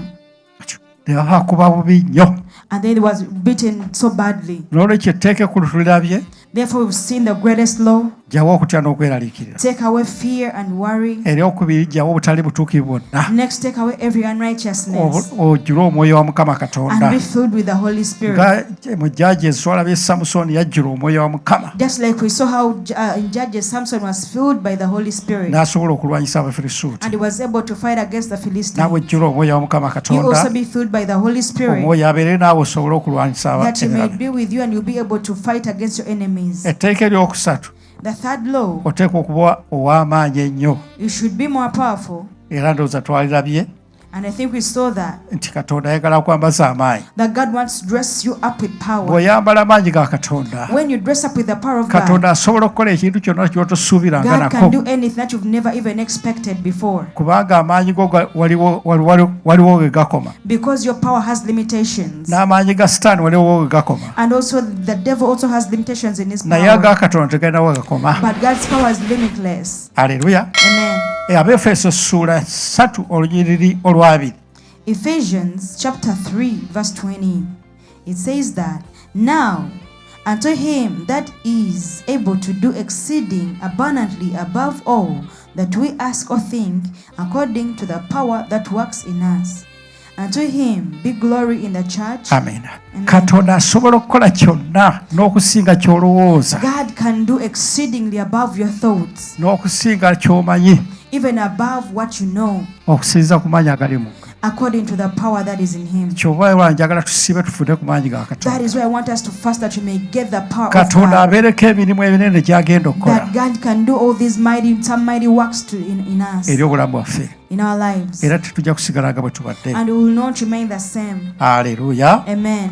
Kaakati etteeka eddala lye njagala oyige, The other law which I want to teach you, oteekwa okuba ng'olina okumanya n'amagezi. you should have knowledge and wisdom. Amina. Amen. Mu kitabo kya Proverb essula 24 In the book of Proverbs, chapter 24, oluggi lwokutaano. verse 5. Proverbs 24:5. A wise man is strong. Yes, a man of knowledge increases strength. For by wise counsel you shall make your war, and in multitude of counselors there is safety. Yes. Omuntu w'amagezi, A man who has knowledge, omuntu alina okumanya aba n'amaanyi. a wise man is strong. Amakulu gategeera. Do you understand the meaning? Ffe abasajja oyinza okuba ng'olina omusajja akwagalira mukazi wo, Maybe for us men there might be a man who is after your wife, naye bw'oba tomunamutageera but before you are aware of him ng'owulira lugambo, and you just hear it in rumors, toba n'amaanyi. you don't have power. Naye ne bagamba nti y'oyo, But once he's pointed out and they say that that is ne the bw'oba man, ng'oli kasajja katono bweka, even if you're a small man like this, omanyi bw'ofuuka enjovu, you know how you can become an elephant? omukazi takwatibwako, tazanyirwako. A woman is untouchable and you can't play with her. Aleluya. Amen. N'olwekyo okumanya kwongera amaanyi. Therefore, wisdom increases strength. Kaakati omwami oyo twamusomesa nti kawuula aleetebwa kino na kino, So when we taught that young man that incubus succubus brings this and that, n'afuna okumanya, and they got knowledge, yafuna amaanyi they got the power n'obuyinza and ku authority muzimu. over that Naye demon. bw'otolina ky'omanyi, But if you don't know anything, tosobola kufuna maanyi ago. you can't get that power. Aleluya. Amen. Kaakati omuntu alina okumanya aba n'amaanyi. So a wise man is strong. A wise man is strong, yes. A man of knowledge increases strength. Omuntu alina okumanya yeeyongera amaanyi. A man of knowledge increases strength. Kaakati amagezi ki g'atugamba nago? So what kind of knowledge is he referring Amagezi to? agalwana olutalo ge galuwa. What is that spiritual warfare knowledge? Aleluya. Amen. Kankulayo nti America erina amagezi mangi, Let me technology. tell you that America is very advanced and has a lot of knowledge technologically. Aleluya. Amen. Yagenda okulwanyisa Osama bin Laden When America went to fight against Osama bin Laden, ng'erina amaanyi mangi had all this power n'amagezi. and knowledge, Amagezi. wisdom, Naye nga okumanya tannakufuna, but they didn't have knowledge. nga tamanyi Osama bin Laden gy'abeera. They didn't know where Osama was. Naye bwe yamufuna w'abeera, But once they located where he was, tewaayitawo na mwezi not even a month was spent, ng'akubiddwa. and he was struck down. Haleluya. Amen. Kati byombi njagala ofune amagezi. I want you to get both. I want you to get wisdom ate ofunye n'okumanya and also knowledge, olyoke okuba esitaani nga that kwolaba. you may strike down the devil. Haleluya. Amen. Kaakati njagala okulaga amagezi agalwana olutalo Now I want to show you the wisdom which fights in spiritual mu kitabo warfare. kya James. In the book of James. Wandika buwandiisi tomanyi James Yes, gy'abeera. right. You don't know where James is. Essula 3 olugero 14. James oba Yakobo chapter 3 verse 4. 14. Verse 14. James chapter 3 verse 14. But if you have bitter envy and strife in your hearts, glory not and lie not. Tandika ne 13. James chapter 3 verse 13. Yakobo essula 3 olunyolo 13. Who is a wise man and endued with knowledge among you? Let him show out of a good conversation his works with meekness of wisdom. Ali alina amagezi mumwe Who is wise among you alaga amagezi ge to show their knowledge? ate agenda galaga atya And 14. how is he going to show it in 14? But if you have bitter envy and strife in your hearts, Bw'oba olina obujja obukyayi obutasonyiwa if you have envy, hatred, and unforgiveness, and the like, obusungu anger, ebyo tebirwana lutalo. such things don't fight Ago in the amagezi spiritual ga warfare. nsi That knowledge is earthly. abeesi baba balwana etalo basooka kufuna ebyo Once the earthly men are fighting against in spiritual warfare, that's what they first get. oba speech oba physical fair bafuna Whether ebyo. physical warfare or spiritual warfare, first they dress up with the ago light. amagezi si ge galwana ene waffe. It is not that wisdom that fights over here in salvation. So okulwana n'ensi gye waayo basooka kufuna amagezi gano. For a country or nation to fight against another nation, first they get this wisdom. Omusajja okulwana ne mukazi we asooka kufuna amagezi For gano. a man to fight with a wife, first they get this Gano wisdom. amagezi ga nsi This is the earthly wisdom. si ge galwana ewa Katonda. It is not what fights in the godly kingdom. Toddamu 14. But if you have bitter envy and strife in your hearts, Yes. glory not and lie not against the truth. Don't glory in this. Tokyenyumirizaamu. Ate nogaze bane Mukama alisonyize ndi muntu Me, wakubukako waya. God will just forgive me. I just lose my temper. I'm hot-tempered. Tewenyumirizanga mu kibi. Don't glory in sin Ate tobikkangako n'okikweka munda. and don't cover it within you. Kijjeemu olwaleero Take it out today. kijja kulebesa okulwana olutalo. It will hinder you from fighting the spiritual warfare. Otyo Verse 15.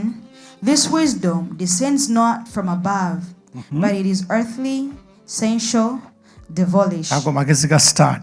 That is the knowledge of the devil. Sitaani tagoba sitaani munne. A demon can't cast out another Kye demon. nabagambye abakyala abafumbo. That is what I tell the married Nga women. tugenda okulwanyisa emizimu egifuga mu maka gaffe. When we go to fight against the demons that reign in our family, Oba gifugira mu mwami wo. whether they reign in your husband, Gwefuna amagezi ga Katonda. first get the knowledge of God, the Kati wisdom of gano God. amagezi gano This wisdom, gwongera bwongezi lutalo. it just amplifies the war. Ki ekivaamu magezi gano? And what comes out of this wisdom? But the wisdom, No. for where 16. envy and strife is, there is confusion and every evil work. Yes. Mugenda kutabuka butabusi.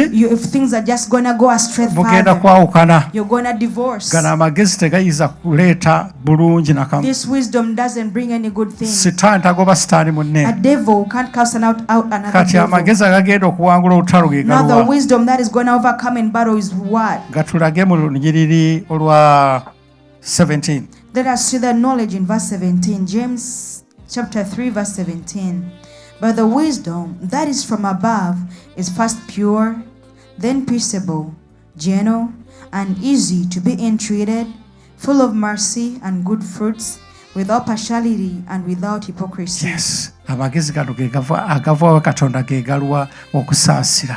That this is the knowledge that comes from God and it is full of N'osaasira mercy. omwonoonye. You have mercy upon a Nga sinner. gwe Katonda bwe yakusaasira byonoono byo. Like the same way God had showed you his mercy in your Nga sin. gajjudde ebibala bisobyawo. And good fruits. Yeah, good and good fruits. And good fruits. Era nga gajjudde ebibala ebirungi. So obala ebibala.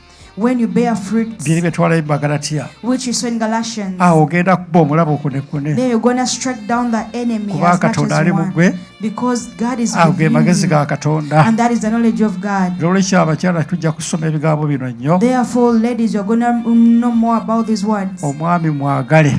Love the man. ng'akomyewo ssaawa 9 ogw'ekiro. Even when he comes back home at 3 a.m. in the morning. Mwagala massaging ebigere bikooye. Love him and massage his feet because he's tired. Gamba akamagezi go gannemi. Yes, I'm not taking that wisdom.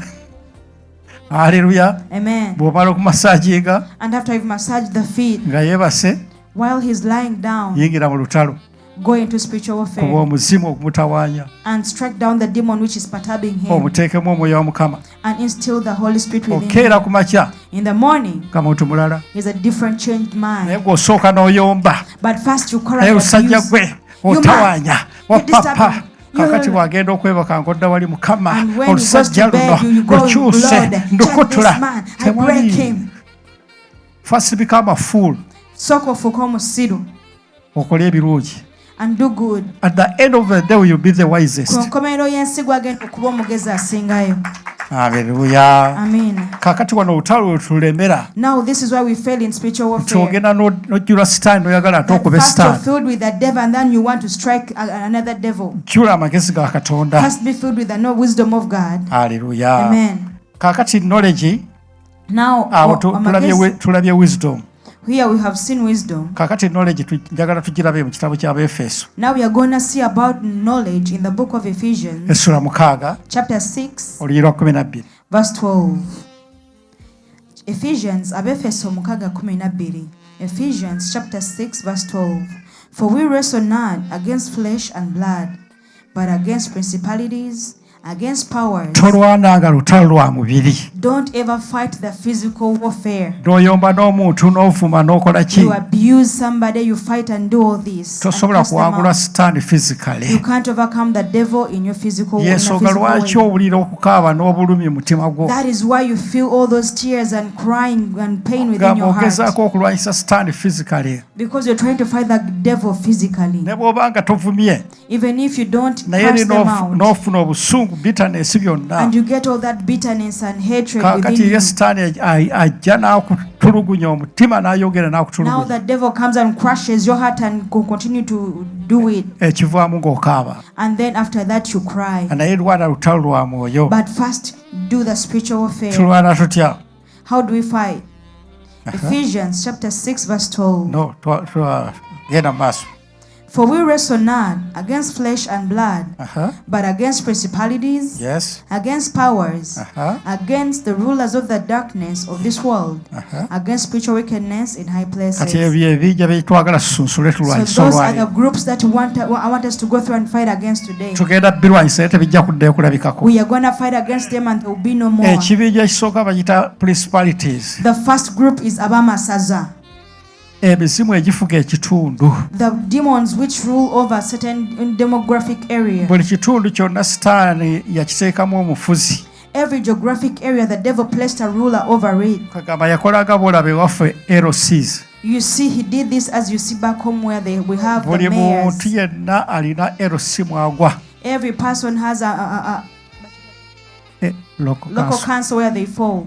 Hallelujah. Amen. Leka wakati naye sitaani bw'akola. Even right now, that's what the devil does. Buli kitundu kyonna. In every geographical area. Hallelujah. Amen. Kakati Yesu yagamba. So now Jesus Christ said agenda mu nnyumba ey'ow'amaanyi. that you can go into a strong man's house. N'anyaga ebintu bye. And plunder them. Okuggyako ng'asoose n'akwata ow'amaanyi. Unless first they bind the strong man. Kakati awo bibalemera. Now that's where you fail. Hallelujah. Amen. Kati oli mu America wano. You are here in America. Waliwo omulangira afugawo. There is a prince who reigns over it. Hallelujah. Amen. Gw'oyagala okugyaga ebintu bye. And if you want to plunder him, okuggyako ng'omaze omukwata. Unless you bind him first. Gwe mulimu gwammwe abeegayiriza. That is your work as okwata principality oyo. Is to attack that principality. Osobole okubeera wano. That you may stay here. Ebintu bisobole okuyitamu. That your things may go through. Naye bw'otomukwata. But if you don't attack them, tosobola kuyitawo. You can never go through. Amina. Amen. Nze nali ngenda e Bungereza. I used to go to Europe or England. Ngagendayo buli kaseera. And I would go whenever I felt like. Oluusi omwaka ngendayo ebirundi ng'ebiri-esatu. I would go, for example, thrice or twice a year.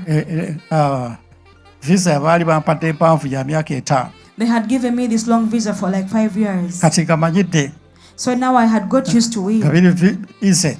And it was very easy for kati me. nali naakavaayo Now, after I had left, oluvannyuma lwa wiiki emu after 1 week, abantu ne beekuŋŋaanya families ezaava mu Europe different wawenna families all across Europe came ne and gathered ne together. bajja e Bungereza And they came to England. bambi baasanga ŋŋenze And they found out that I had left already. ne bankubira essimu ti abantu babano beekuŋŋaanyiza So they called me and said, people have gathered ne themselves. tiketi bagisonzedde bakuweereza And they've even fundraised the ticket, and here komawo it is. tukwegayiridde. Please come back, we implore you. Haleluya. Amen. Ne bagamba waakiri lunaku lumu oba bbiri tukwegayiridde Even if it is only for 1 or 2 days. ne ndinya ennyonyi So I boarded the plane bansasulidde. because they had paid for me. Amiina. Amen. Kakati ne mmanya nti era bijja kuba byangu nga luli. So I thought that it was going to be easy just like the previous Mpozi time. omulangira ataamye Yet the principality was also now olwatuuka ku perturbed. kisaawe And as soon as I went at the airport, omusajja n'akebera passport the officer checked my passport. n'aŋŋamba obadde wano nnaku 3 And they said, you've been here 3 days ago. okomyewo kola kiwa. What have you come back here to do? Omusajja n'akalira amaaso And this man just looked critical in my n'aŋŋamba eye olina by'otambuza and said, ndowooza. I think you're transporting something, you're smuggling in something. Oyinza otya okukomawo wano bw'oti. How can you just come back here just like that? Omusajja n'ayomba And this man was really perturbed. nga byesobedde And me, I didn't understand what's naye going on. yali akyayomba. But as he was as we're in that chaos, Omwoyo omutuufu n'andifiiringira munda. the Holy Spirit revealed to me inside N'aŋŋamba nti wabadde ojja wakutta omulangira ono. and asked me, did you attack this principality while you Olowooza were on nti the way coming? omulangira ayinza okukkiriza okukyusa abantu bano gwe oyinaayina bw'otyo. Do you think the principality can just let you deliver these people freely just like Abantu that? bali mikono gya Sitaani. These people are in the hands of the Bw'obale devil. nga bajjayo bw'otyo You fafa. think you're just gonna go in freely and carelessly to Era omusajja ng'akyayomba. and deliver them, and while the man was still quarreling, Ndakotokako omutwe gwe nti katono. I bowed down my head a little Ne ngamba Mukama and I said, weebale Lord, kumbikkulira. thank you for revealing this Kwata to me. omulangira ono wa I Bungereza. attack that prince of England. Omusikukula buli gye la Yesu. I uproot you in the name of Jesus Agaana Christ. okuyitawo ngenda Who's refusing and hindering okukyusa me abantu ba Mukama. from going through to go and change the Mukama children of abantu bano God. bakuŋŋaanye okuva wantu Lord, wangi. all these people have gathered from so many places. Mukama mukwata buli gye la Yesu. I attack this person, this Omwoyo person in the omutukuvu name of jangu Jesus Christ. ompiseewo. Holy Spirit, come and take me through. Omusajja n'atunuulira bw'ati. And this man looked at me N'aŋŋamba naye musajja gwe and said, you man, singa tobadde musajja mukulu mbadde sikuyisaawo. if you are not of that age, you will not have gone through. Yitawo yingira. He stamped and said, go in. Kubira mu ngalo Yesu Kristo. Clap for Jesus Christ. Amiina. Amen. Nolwekyo ekyawandiikibwa ekyo njagala okiwandiika ekikulu nnyo kya principality. Therefore, I want you to write down this scripture because it is so important. Matayo 12:29. Matthew 12:29. Amiina. Matthew 12:29. Or Matthew 12:29. Or else, how can one enter into a strong man's house and spoil his goods, except he first bind the strong man, and then he will spoil his house. Haleluya. Amen. Buli w'ogenda wonna waliwo principality. Everywhere you go, there is a principality. Wali lwe najja omulundi emirala When I came the previous time, waliwo area wano mu Boston y'Abakatoliki nnyo. there was an area here in Boston, it is full of Catholics. Naye omukyala yaŋŋamba But the lady told me, buli gye yagendanga mu nnyumba y'omukadde every time she would go into her client's house, ng'akakadde kamutulira bwe kati the client would look at her like nga this, kakuba essimu. and then she would make a phone No, call. I don't want this one. No. Simwagala, neda. Bring another one. Mulete omulala. Nga bamugoba. They Nga should be bamutwala fine. awalala. Should be Nga n'akalala dispatched kakuba. everywhere. No, I don't want That this one one. also naye ng'akuba essimu ono n'essimu. Emirundi 6 6 times it happened paka lwe yatuula wansi. until she sat down. Ne mugamba nti omulangira yakulemu okukwata. And I told her that you failed to attack the principality. Ennyumba The zonna prince. zijjudde Bikira Mariya. All these houses are full of these Weegolooza nti bunaakukkiriza banner ng'ogendayo images. Do you think they will allow you to go in there okuggyako nga naawe osenze Bikira Mariya? unless you also bring her into your life? Noolwekyo learn to kwata prosperity. Therefore, learn how to attack the principality. Haleluya. Amen. Buli kitundu kyonna waliwo akifugiramu. Every geographical area has a ruler. Bw'otokikola If you don't do this, bajja kufuga you're gonna be era ruled, bakutulugunye and you're gonna be era toyinza kuprosperinga. persecuted, and you won't prosper. Mwongere engalo Yesu. Clap for Jesus Christ. Noolwekyo funa okumanya principality afugira wa company gy'olimu, Therefore, learn who the principality reigning over your company is. ku kyalo w'ofuga, at the place of your oba residence, ogenze kukola crusade, or whether you've gone for a crusade principality afugirawo oganja omukwata, and you've refused to attack the principality who reigns in that area, otaddewo byuma, and you've just put up your speakers and No. you've set up, oyonona ne ssente empitirivu and you obungi, spent all this money. n'oyita abalokose, You call people who have given their lives to Christ. obwana busatu ne buva wali ku mpuuta ffe. Three people who are high come from the park and say, us, Bwana buto teri na muntu mukulu ajjayo. teenagers, no adult can even come. Ekyalo kifugibwa omuzimu gwa butamiivu. The whole area is being reigned over by a spirit of Ekyalo drunkenness kifugibwa omuzimu gwa ddiini.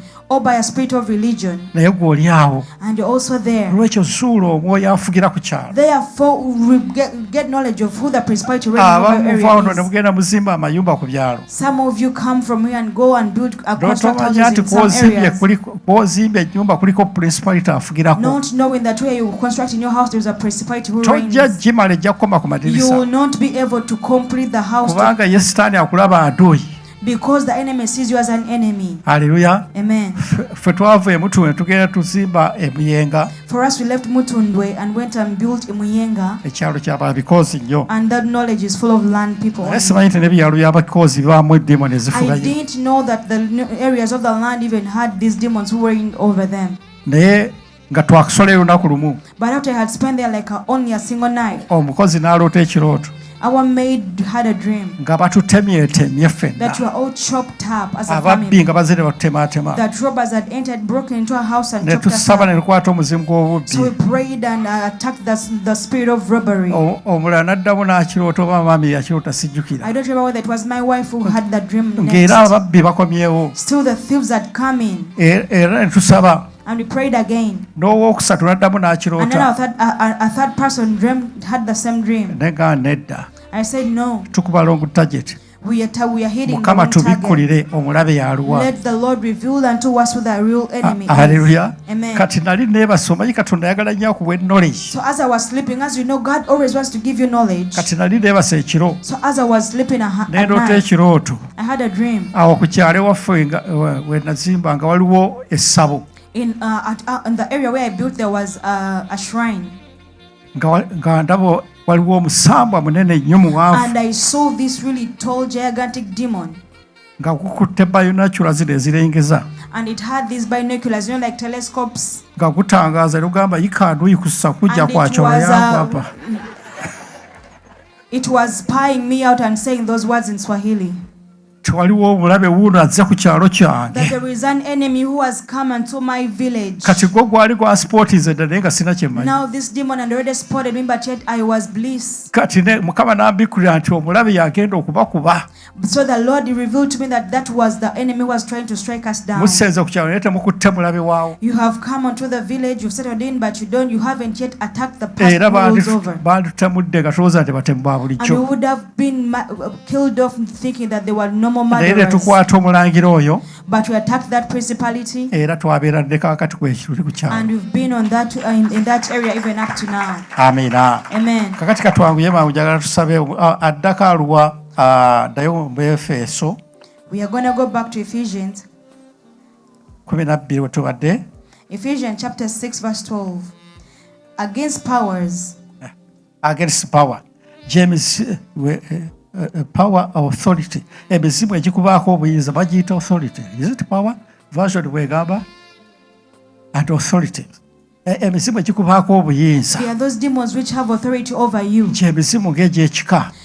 such as clan demons or family demons. Gijjawo obuyinza. Where do they get this power and authority from? Olw'endagaano z'ekyakola naawe. Because of the covenants which they made with you. N'olwekyo gwe ky'olina okukola. Therefore, what you're supposed to do, Sooka weenenye legality eyo first gy'ebadde nayo. repent of that legal right which you had, Ogambe Mukama neenenye endagaano zino zonna. and say, Lord, I repent of all these covenants Ze nakola n'emizimu which gyonna I made with all these demons egy'ekika of the clan, egy'amalogo, of witchcraft and sorcery, emisimu gy'abafu, of the dead, endagaano ezo ozisazemu n'endagaano and y'omusaayi gwa cancel Yesu. all those covenants with the blood of Jesus Kati Christ. emisimu ezo they won't have a legal right on you.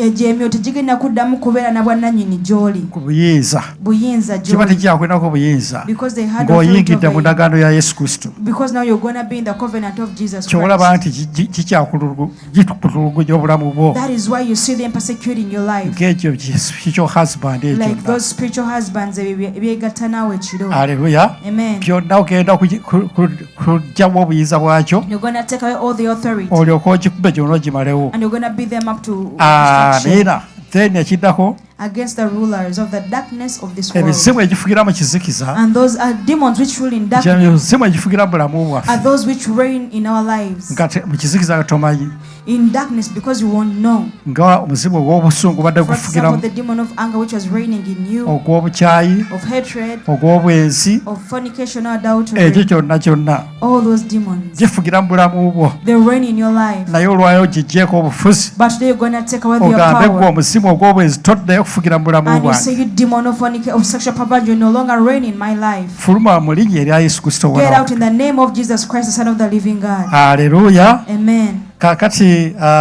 ate osobola n'okugijja mu muntu omulala. Now you can even cast them out of another person. Abaana bamwe babayigiriza empisa embi mu You know, masomero. your children are being taught all the wrong morals in school. Osobola ogiboozaamu n'omusaayi gwa You can Yesu. wash them out with the blood of Jesus Naye Christ. bw'obalekaawo obulesi, But if you just leave them there, tojja kusobola abaana basabire baveemu you will ekintu not ekyo. be able to handle them. Pray for them. Omwami w'omukyalo osobola Your ogimusikulamu partner, you can cast them out of them n'omusaayi gwa Yesu. with the blood of Jesus Christ. Haleluya. Amen. Kaakati ate ekirala, And what else? Against the spiritual wickedness in high places. n'ebyo ebigifugira mu bbanga. And all those spiritual wickedness in high Obayi wano places. mu bbanga Sitaani yakolawo eleeya You know, in the atmosphere, there is a layer that the devil nga put tayagala up there. kintu kyonna kiva mu nsi Because he doesn't want anything to rise up out of the earth ogende wa Katonda. to go unto God. N'ekintu ekiva wa Katonda okujja eno And also for anything coming from God to come ng'ayagala unto akuuma us. ensi ebeere mu mikono gye. Because he wants to keep the earth in his power, Haleluya. in his hands. Kati Amen.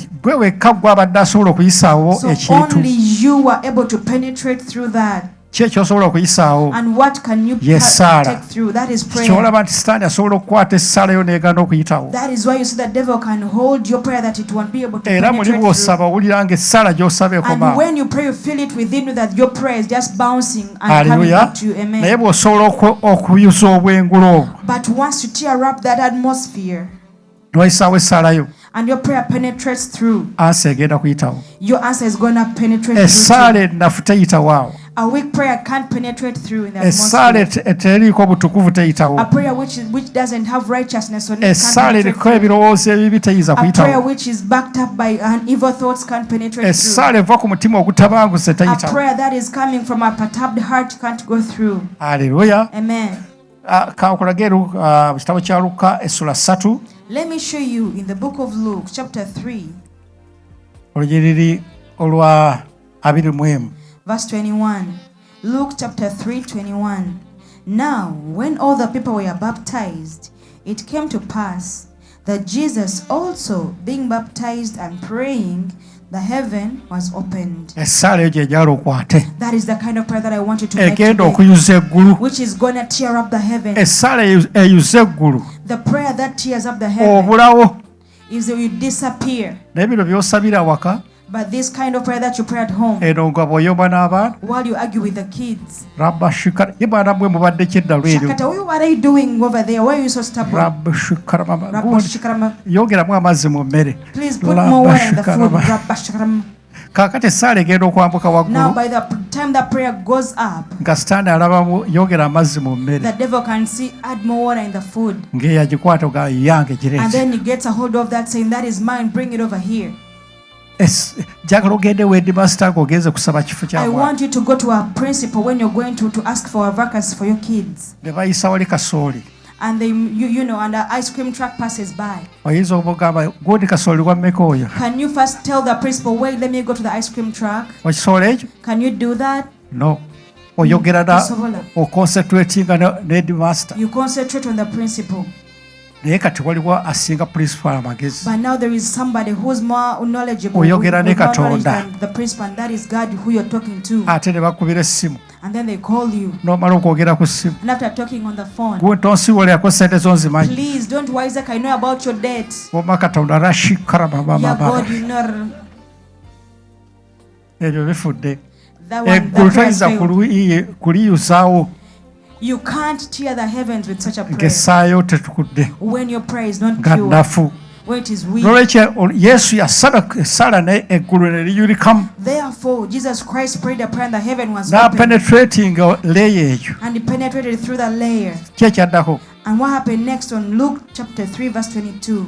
And the Holy Spirit descended in a bodily shape as a dove upon him. Kubira mu ngalo Yesu Kristo. Please clap for Jesus Christ.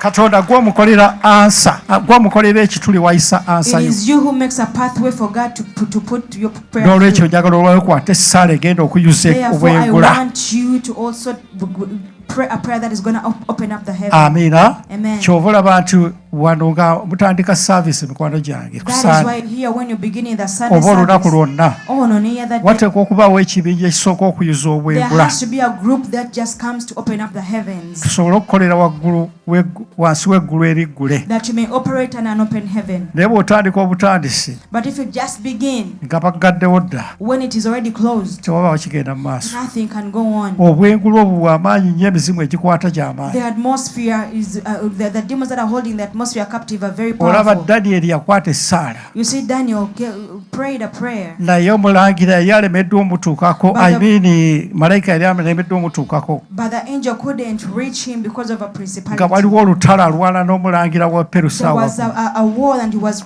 fighting against the prince of Persia. Naye paka lwe yayita Mikayiri omulwanyi ow'amaanyi n'ajja Until n'amuyamba. Michael, the chief fighter, came and joined him. Ate n'agamba ate nzirayo omulangira ajja kulwanyisa. And he told Daniel, I'm going back, and this prince is going to fight against me again. Era Mikayiri ayina okujja okunyamba. Until Michael has to come and help me. Aleluya. Amen. Lwekyo tuzanyiranga mu ssaala. Therefore, don't ever pray or joke with prayer. Waakiri sabira eddakiika 10 naye ng'oyiseewo Even waggulu if you pray for 10 minutes, as long as you've penetrated okusinga through, lw'osaba essaawa ennamba naye nga oli mu muzannyo.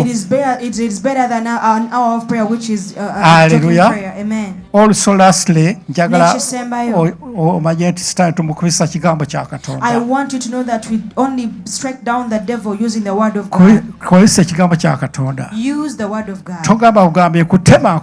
Don't just say, I catch you. Tumutema n'ekigambo kya We Katonda. catch him with the word of God. Nga kyawa nti kwateri ddogo You should say Erisirayiri it is written, there is no witchcraft or sorcery against okubya Israel. omuzimu gw'eddogo. You have cast down the demon of witchcraft. Kyawandibwa Yesu yafuuka omwavu ku lwange It is written that Jesus Christ became poor for my sake, nze nsobole okubeera that omugagga. I may be rich. Otemye omuzimu gw'obwavu. You have cut up the demon of poverty. Kyawandiikibwa nti omusajja analekanga kitaawe ne For it nnyina is written, the man will leave his father's house, ne his mother beebeera ne and dad, mukazi we nabeera omubiri and gumu. cleave unto his wife, and they'll become one body. Okubya omuzimu gw'obwenzi You have struck down the demon of ogubadde mu perversion, maka. which has been in your family. Kyawandiikibwa It is written nti obuntu si bulungi kubeera that yekka. it is not good for man to be alone. Mukama n'amukolera That omubeezi. God made him a suitable Okubya partner. omuzimu gwa kawuula You ogwo struck down the sexual husband, ogubadde gugaana or wife, okuwasa n'okufumbirwa. which was hindering you from marriage. Aleluya. Amen. Naye bw'ogamba akutema But if you just say, I break you, nga sitaani agamba otemesa ki? and the devil asks, so what are you using to cut me Simanyi up? nkutema butemi. I don't know, I'm just cutting you Ajja up. kutema ye. He will cut you instead. Aleluya. Amen. Lwaki ogenda kutema sitaani If olwaleero? you're going to chop the devil today, Kyekyokulwanyisa ekyo kye Katonda kyakuwa. it is the weapon that God gives Oba you. okyalwana n'ayakujjukiza As ekigambo. you're still fighting, He reminds you of the N'ogamba word. Mukama gwe wagamba bw'oti ne And you say, bw'oti. Lord, you're the one who said this in your word. Aleluya. Amen. Nolwekyo tugenda kubeera nga tufuga olwaleero. Therefore, we are going to be reigning today. Oli mufuzi You are ruler. era weenenye And please repent olabe nga omwoyo gwo Yesu agutuulamu to olwaleero. see that Jesus Christ comes and sits in your Osobole spirit, okubeera olwanira wamu naye that you can fight with Him era ogenda kuwangula. and you're going to overcome. Aleluya. Amen. Ebizibu gyonna gye bali gikutawaanya All those demons which have been bothering you, Mukama agenda gikutaasa olwaleero. God is going to deliver you from them today. Ate buli awava omuzimu And wherever the demon has left, tugenda kuteekawo omwoyo wa we Mukama are going to Katonda instill the Holy Spirit, atandike emirimu gya Katonda that you may emirungi. begin the work of God. in you. Amiina. Amen. Mukubire mu ngalo Katonda waffe. Clap for our God. Weebale kulaba There is Still Hope. Okumanya ebisingawo tukubire ku 0752 34 14 47 oba ku 0761 08 83 15. osobola n'otufuna ku email eya tshitv74@gmail.com. eno ye There is Still Hope, channel y'essuubi.